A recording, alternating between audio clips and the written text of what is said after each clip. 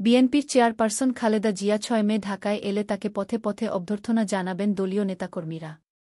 তারা হজরত শাহজালাল আন্তর্জাতিক বিমানবন্দর থেকে গুলশান পর্যন্ত অবস্থান নিয়ে খালেদা জিয়াকে স্বাগত জানাবেন। আজ রোববার বেলা ২:৩০টার পর রাজধানীর নয়াপল্টনে বিএনপির কেন্দ্রীয় কার্যালয়ে আয়োজিত এক জরুরি সংবাদ সম্মেলনে এ তথ্য জানান দলটির জ্যেষ্ঠ যুগ্ম মহাসচিব রুহুল কবির রিজভী। খালেদা জিয়াকে অভ্যর্থনা জানানোর ক্ষেত্রে বিএনপি ও এর বিভিন্ন সংগঠনের নেতাকর্মীদের মধ্যে কারা কোথায় অবস্থান নেবেন, তারা কি করতে পারবেন, কি করতে পারবেন না, সে বিষয়ে রুহুল কবির রিজভী আজকের সংবাদ সম্মেলনে কিছু দিকনির্দেশনা দিয়েছেন।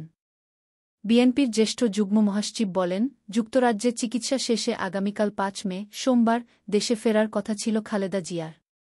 কিন্তু তিনি আগামীকাল দেশে ফিরছেন না। একদিন পর ৬ মে মঙ্গলবার সকাল ১:১০টায় দেশে ফিরবেন তিনি।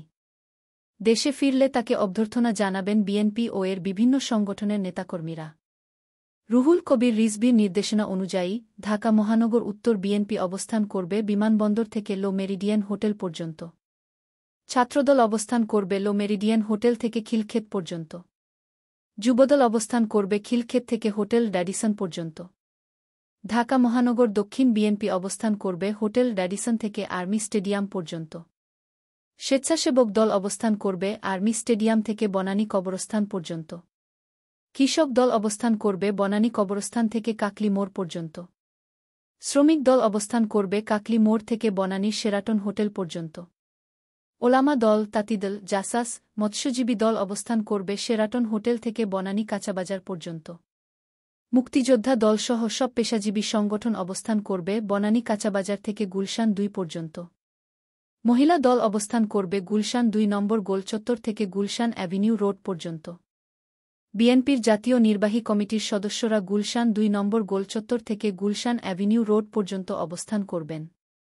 আর বিভিন্ন জেলা থেকে আগত নেতাকর্মীরা যার যার সুবিধামতো স্থানে অবস্থান নেবেন। রুহুল কবির রিজভী বলেন, সব নেতাকর্মী দলীয় পতাকা ও জাতীয় পতাকা হাতে রাস্তার এক পাশে দাঁড়াবেন। বিএনপির চেয়ারপারসনের গাড়ির সঙ্গে সঙ্গে মোটরসাইকেলে যাওয়া যাবে না। হেঁটে হেঁটেও যাওয়া যাবে না।